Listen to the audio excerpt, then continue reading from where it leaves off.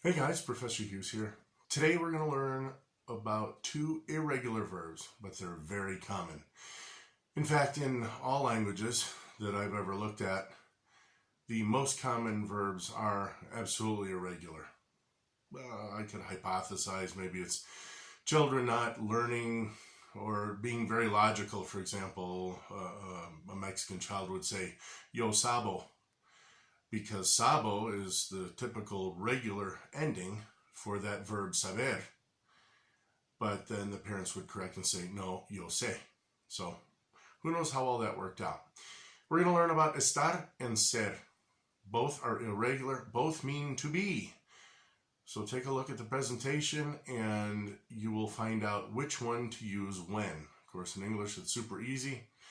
I am, you are, he, she, it is, we are, you are, they are. Estar is irregular because in the first person it uses a different ending than just the O, and you're going to notice that it has accents over the rest of the endings. Ser is completely irregular, so it doesn't just have an ending, the whole verb itself changes, much like English irregular verbs like to speak. Spoke is the past, spoken is the past participle, where if we had a word like talk, talked, talked. So in the latter, the root doesn't change, talk, but speak does. The verb completely changes. So go ahead and take a look at the presentation. I'll come back with some final words.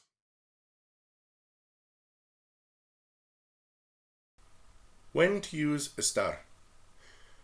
Think of the acronym PLACE. That would be position, location, action, condition, or emotion. So in the case of position, where are you at a certain place? Okay, I'm here, estoy aquí. Location, again, that's kind of in line with position, but where is your friend? Oh, he's at the movies. Está en el cine. Action, these are words, this is when we use estar as a helping verb, like the English, I am going, estoy yendo. Condition, I'm not feeling too well. No me siento bien. And emotion. I sure am happy. Estoy muy feliz. When do you use ser? Remember the acronym DOCTOR. Description, occupation, characteristics, time, origin, and relationships. Description, for example, I'm American. Soy americano. Occupation, I'm a professor. Soy profesor. Characteristics, I am tall. Soy alto. Time, it's 3 o'clock. Son las 3.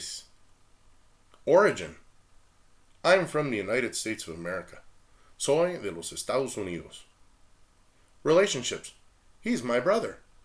Él es mi hermano. In general, the irregular verbs may or may not have a root.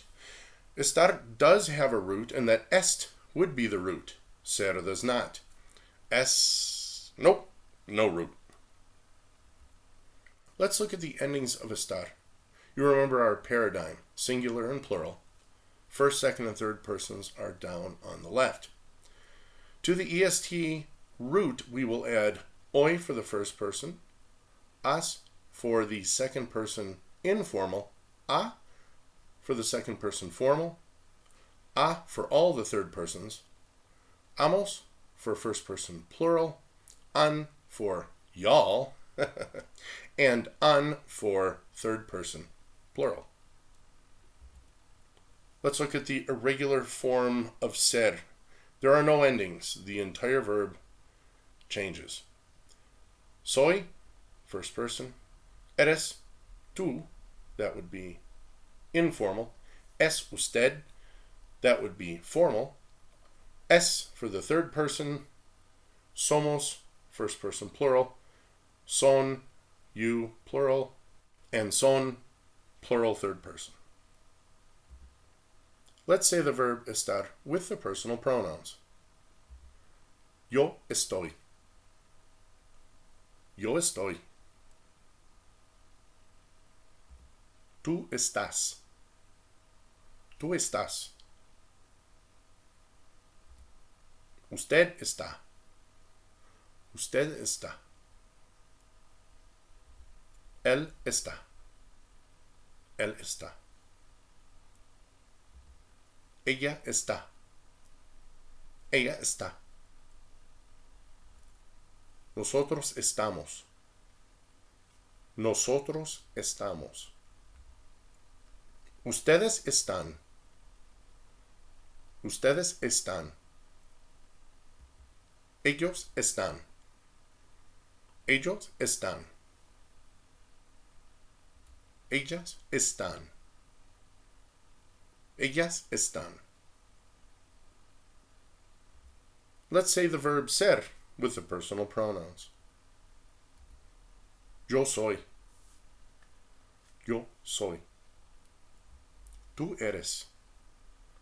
Tú eres. Usted es. Ustedes.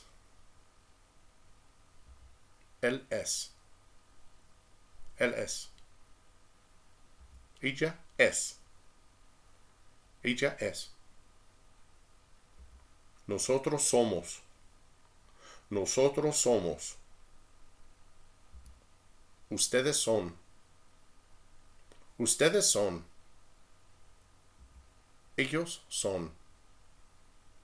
Ellos son. Ellas son.